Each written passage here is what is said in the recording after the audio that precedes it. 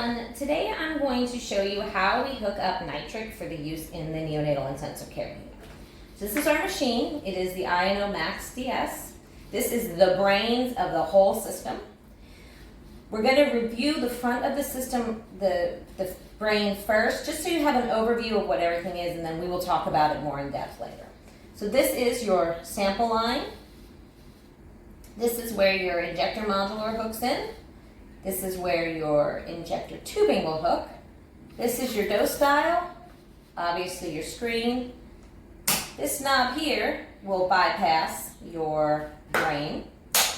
And this down here is our blender, which we use in place of the wall blender whenever we have anybody receiving nitric. Let's turn this around here, and we'll look at the back. Start on this side.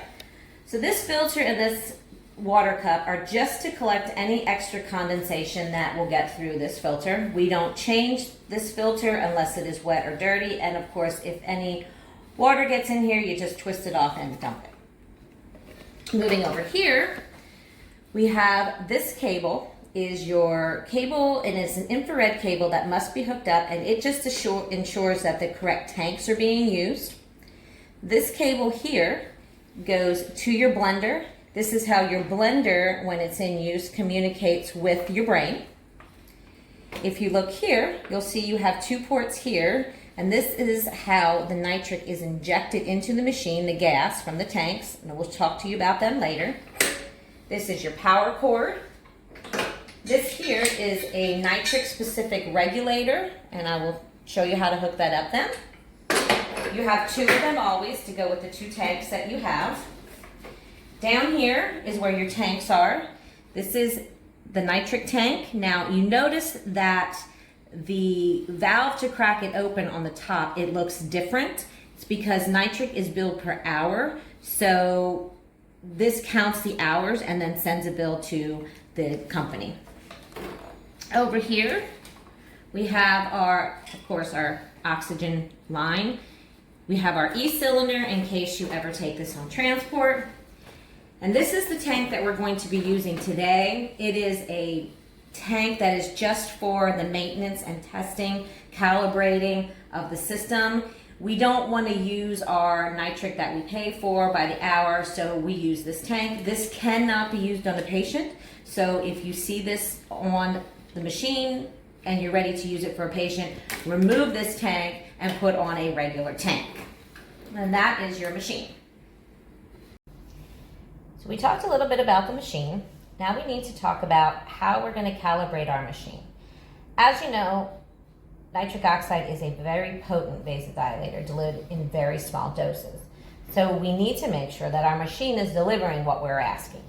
So what we're going to do here is I'm going to show you how to assemble the calibration line. All right, so you're going to need a few pieces. Your injector tubing, your injector module, a 15 millimeter adapter, a nipple adapter, a 6-inch piece of corrugated tubing, a sample line adapter, and of course your oxygen tubing. So I'm going to show you how to put this together. There's a lot of pieces and it is a little bit like spaghetti. So you're going to take, well, let's look at our injector module first. So as you can tell, the injector module is flow dependent, which means your fresh gas source, your oxygen or your ventilator circuit goes on here so that the flow goes in direction of the arrow. So you want to take your injector tubing, goes right here on the bottom, all right, just like that. Just hang this off the sides and get rid of some of that. All right, then you take your 15 millimeter adapter, place it right in line there. You're going to take your nipple adapter, place it right there, and then your oxygen tubing goes here, and the other end is going to go to our e-cylinder for calibration. Let's turn it around. All right, we're still going in the right direction.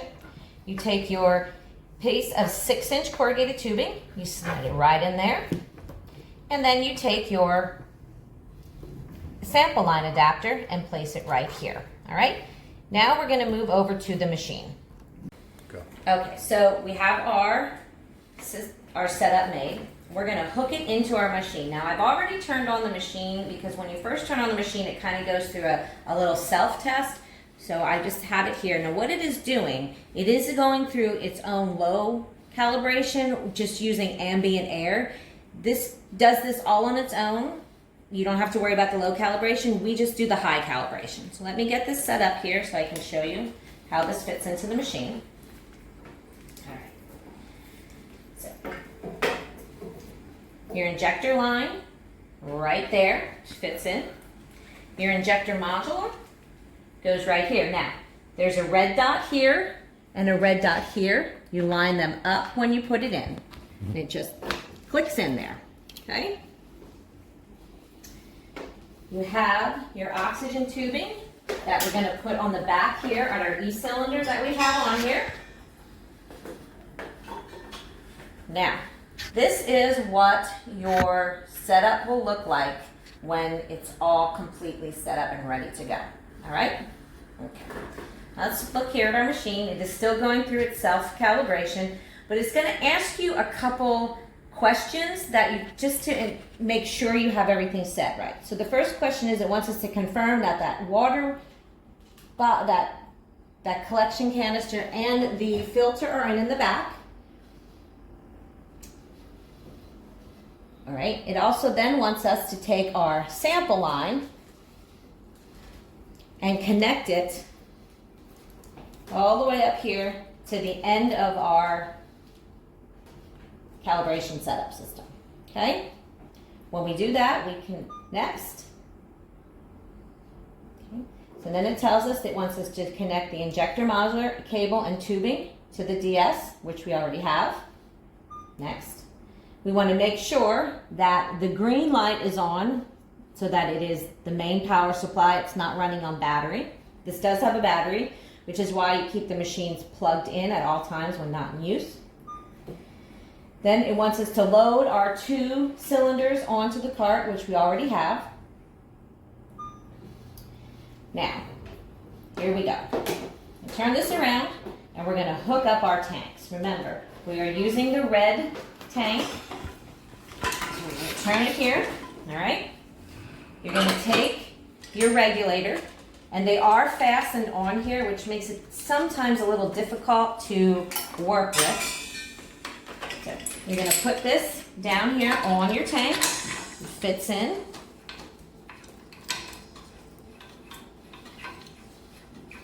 They're actually pretty easy to put on. You just have to turn it. There you go. And of course, it is cracked. It's not cracked yet, so it is 0. Okay. This, as you can see, comes from the regulator. Remember we talked about those 2 ports? Right in there. Okay. It snaps in. Push and pulls out, okay? So you just snap it in, all right? It's good to go. It's in there, all right? Let's come back here to the front of the machine. All right.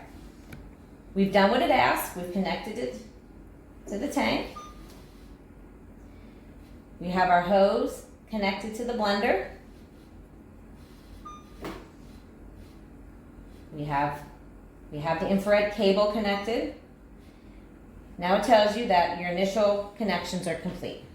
Next, we want to make sure that the regulator is connected, and it is. So it's telling us open and close the cylinder valve. So we're going to come over here to the tank that we used. We're going to open it all the way up. You can see it went up. The dosage is correct, and you want to make sure that it's holding pressure, and it is. Then it told us to close the valve, and we have. We come back here. We have made sure that it's greater than 500 psi in the tank. Next, we already checked that it holds the pressure.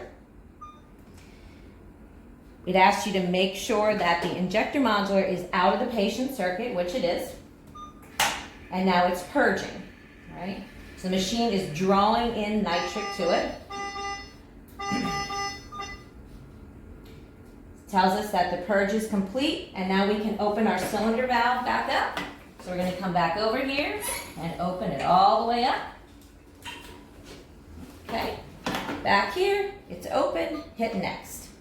Now, we've already made our setup, so this is the pre-use setup connection. We've made them, and we've already connected it in the back to the e-cylinder. Now it wants us to set the flow meter on the e-cylinder to 10 liters per minute. So I'm just going to go and turn that on to 10. Okay, it's running. You can hear it running through. Tells us, and this walks you all through this.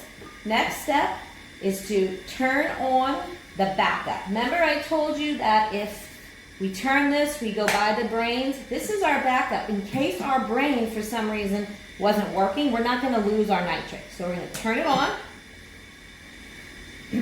And you heard it beep. And you also see up here, it says backup is on. All right? Next.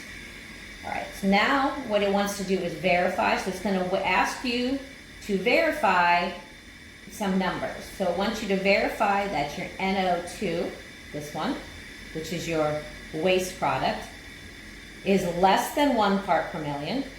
And it wants you then to make sure your nitric is between 14 and 26 parts per million. Right? It's going to give that a couple seconds just to settle in. Okay. So we're good to go there. We're where we should be. Hit next. Now it wants us to turn off the backup. So you just turn it off. We know that the flow meter is set to 10. We hit next. Now it wants us to automatically set the dose. So it's going to automatically set this dose to 40 for you. So you don't have to do anything with that yet. So just turn it. Now you will see that your dosage is increasing. We want this to stabilize, and then we're going to check to make sure our FiO2 is between 92 and 98. Our NO2 is less than 1.5 parts per million, and our nitric is 35 to 45. This takes a couple seconds. Now I want to point out one thing I need you to remember, that this blender is the actual blender of the amount of oxygen your patient is getting, because this is a mixed. This is your nitric and your oxygen mixed together. So you're not going to have 100% there. It's not going to match what is on your ventilator, okay? When you're drawing a blood gas, this is the oxygen that you should be reporting as what the patient is on, the FiO2. Okay. So it looks like we've stabled out here. We're 0.6 and 39, right where we should be. Hit next. It's now turning the dose back to 0. I'm going to say go ahead. It wants us to turn off the flow meter. Okay. Then it wants us to remove the oxygen tubing from the flow meter. And we're going to test our nitric blender here in the front. Because remember, as I said, we are not going to use our wall blender when a patient is on nitric, because we do not want to interrupt their dosing if we need to manually bag the patient. All right, so we've done that. It's on the front. Hit next. It wants us now to take our injector modular out of line, because we're no longer using this. It's going to be all the talking through here, and whoops, sorry about that, forgot that part. And then this will connect to here, okay? So all you did, same pieces, you just took out your modular, your injector modular. All right, I'm just going to hang that there for a second. We're reconnected, and we're going to hit next. Set your iNO dose to 40. Here is your dosing for your blender. This turns kind of hard. It's so that it's not an easy to bump. You always want to make sure that whatever your patient is getting for nitric, the blender is the dosage on the blender is set to the same. All right. Flow meter to 10. This is your flow meter here. Just turn it up to 10. All right. You always, when you're using, if you're using a neopuff or you're using a flow inflating bag, always turn the flow on this to 10. But remember, when you are not using this, this has to be off. You cannot have any flow or you will bleed out the tanks, all right? So now that we are set and ready to go, turn it to next, and it wants us to wait again and verify. Now this does take a little bit of time, so remember that this is good. Now that we've calibrated this system, it is good for 12 hours. So you know that you have some time. Just not use it quick after it's done. All right, looks like we've stabled out between 32 and 48, and we are at 38. Perfect. Now, it wants us to turn our dose and flow to 0. And the blender test is cool. Okay. So we're done now with our pre-use check. If you do not start the treatment within 10 minutes, just close your pressure, your cylinder valve, just to depressurize the regulator. It's not good to have pressure in that all the time. So there you go. You are ready to put it in line for your patient. All right, guys. So we're ready now to adapt this and fit it into our circuit to deliver it to our baby. All right. So what you're going to need, of course, our injector module. Remember, flow dependent. Okay. You're going to need a couple extra pieces. This piece is called a reducer. It goes in the bottom here. We just have to, what we're doing is adapting so that it fits into the heater. Always on the dry side. Always on the inspiratory limb before your heater. You want to place your injector module. You're going to need a 15 millimeter adapter right in the top. Okay. Take off your inspiratory limb. Place your injector modular in line. Now, flow this way, fresh gas source on the top. All right?